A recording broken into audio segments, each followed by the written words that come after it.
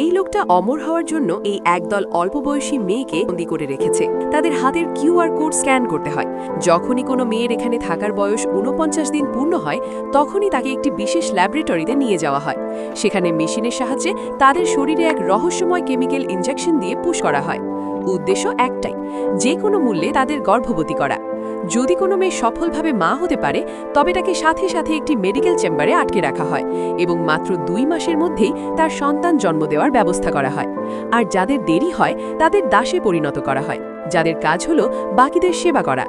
কিন্তু এই পুরো নিষ্ঠুরতার পেছনে ছিল এক বিশাল ষড়যন্ত্র। একদিন যখন এই লোকটা নিজের আয়ু বাড়ানোর জন্য সেই বিশেষ নির্যাস পান করতে যায়, তখনই সে বুঝতে পারে যে কেউ একজন খাবারে ভেজাল মিশিয়েছে। আসলে এই সব কিছুর পেছনে ছিল তাদেরই এক ডক্টর। সে দীর্ঘদিন ধরে মানুষের জীবন নিয়ে এই খেলা সহ্য করতে পারছিল না, তাই সুযোগ বুঝে সে সেই নির্যাস বদলে দেয়। ডক্টর আর নিজের পরিচয় লুকিয়ে না রেখে সরাসরি তার কাছে থাকা ছুরি দিয়ে লোকটার বুকে আঘাত করে। কিন্তু এই শয়তান লোকটাকে মারা এত সহজ ছিল না। উল্টো ডক্টর নিজেই ধরা পড়ে যায় এবং তাকে এক ভয়ানক সাজা দিয়ে দূরে নির্বাসনে পাঠিয়ে দেওয়া হয়।